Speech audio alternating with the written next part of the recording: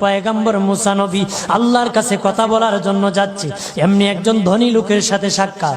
ধনী কয়, মুসা রে, ও মুসা, আমার এত ধন হিসাব রাখতে পারি না, আল্লাহরে জিগাইবানি কি করলে আমার ধন কমবে? মুসা নবী কয়, ঠিক আছে জিগাইব। একজন বৃদ্ধার সাথে একজন মহিলার সাথে দেখা। মহিলা কয়, মুসা কই যাও, কই যাও রে মুসা? মুসা নবী কয়, তোর পাহাড়ে যাব, আল্লাহর সাথে কথা বল। মুসা রে, আল্লাহরে জিগাইবানি, আমি গরিব মানুষ, আমি ভালো কিছু কিনতে পারি না, ছেলে মেয়েকে ভালো কিছু খাওয়াইতে পারি না, ভাঙ্গা ঘর, এত গরিব, ভালো করে ঘর বানাইতে পারি না, আল্লাহরে জিগাইবানি কি করলে আমার উন্নতি হবে, ধনী হব, টাকা পয়সা হবে, আল্লাহরে জিগাইবানি। আল্লাহ মুসা নবী কয়, ঠিক আছে, আল্লাহরে জিগাইব, তুমি কেমনে ধনী হইবা? আল্লাহ নবী মুসা নবী তিন রাস্তার মোড়ে যা দেখে একটা লোক বসে আছে, তার দুই হাত নাই, দুই পা নাই, দুই হাত নাই, দুই পা নাই। ওই লোক ডাক দিয়া কয়, মুসা রে, জীবনে কোনোদিন নিজে হাঁটতে পারি নাই, নিজ হাতে খেতে পারি নাই, কেউ খাওয়াইলে খাই, নতুবা উপবাস থাকি, বৃষ্টি আসলে ভিজি, সেখানে আমি আবার শুকাই। ও মুসা, জীবনে কোনো কাজে দুনিয়ার লাগি নাই, আল্লাহরে জিগাইবানি কোন কারণে আমারে বানাইছে? আল্লাহ কয়, জিগাই মনে। মুসা নবী কয়, আল্লাহরে তোর পাহাড়ে মুসা নবী, মুসা ছিল কালিমুল্লাহ, কথা বলার প্রেম ছিল, কথা বলতো, কথা বলার প্রেম ছিল। কথা বলতে বলতে শেষ দিকে কয়, আল্লাহ গো, আসার সময় তিনটা লোক আমার কাছে প্রশ্ন করেছে। একজন লোক হলো ধনী, কিভাবে তার ধন কমবে গো? আল্লাহ বলেন, মুসা রে,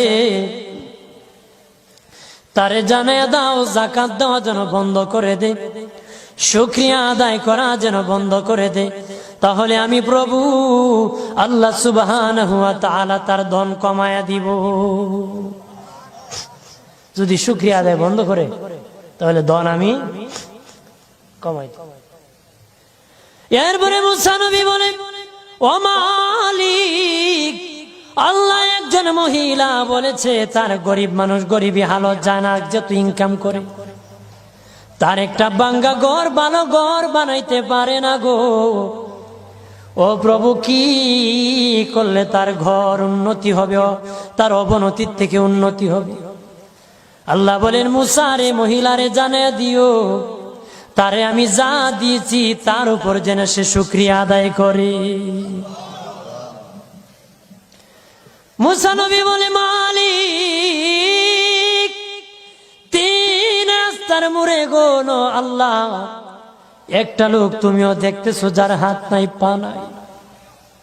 কত মানুষ হাত নাই গো, কত মানুষের পা নাই রে। আল্লাহ কত সুন্দর হাত পা দিয়েছে, কত সুন্দর জবান দিছে, শ্বাস দিতেছে আর নিতেছে। আইসিইউ লাইফ সাপোর্টে যদি একদিন তাকে 50-60 হাজার টাকা লাগে রে। 80 বছর, 100 বছর, 40 বছর, 25 বছর আল্লাহ হায়াত দিল রে। বলো রে শাস্তাগঞ্জের সুন্নি জনতা, আল্লাহরে জীবনে কয় টাকা তোমরা দিছো? কয় টাকা আল্লাহরে দিছো? এই যে শ্বাস দিল, অক্সিজেন দিল আর নিল। অক্সিজেন যদি বন্ধ হয়ে যায়, প্রাণ বাঁচবে না রে। শ্বাস যদি নিতেও না পারো, জীবন শেষ, ছাড়তেও না পারো, জীবন শেষ। অক্সিজেন আল্লাহ দিল, বিনা টাকায় দিল, বিনা পয়সায় দিল, আল্লাহর শুকরিয়া আদায় করতে হবে।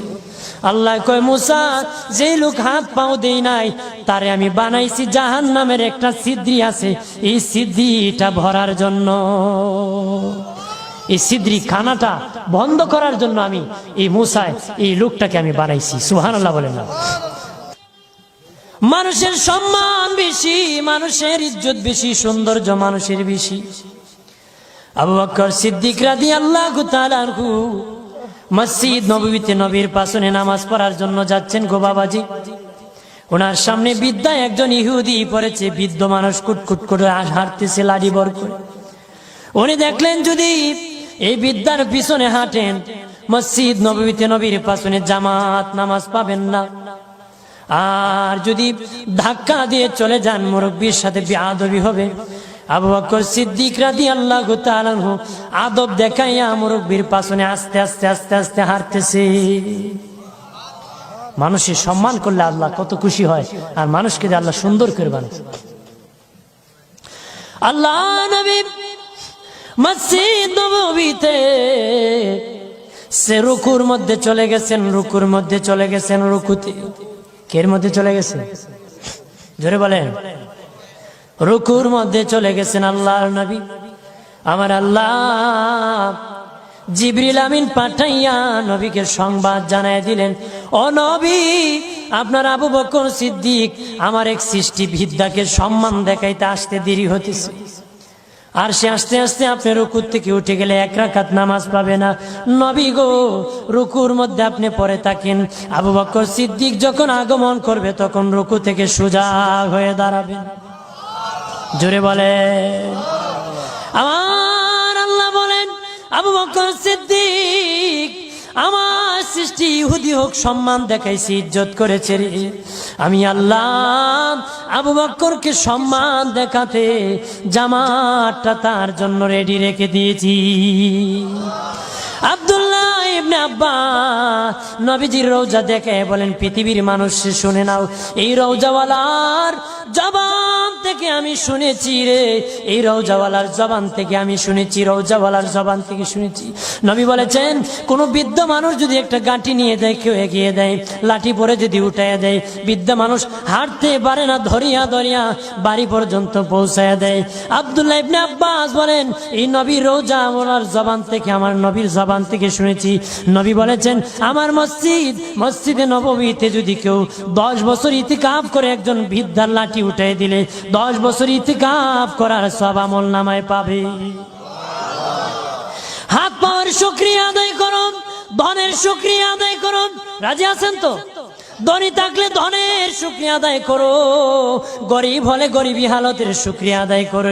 হাত পাও যদি না দেয়, হাত পাও না দিলে শুকরিয়া আদায় করো।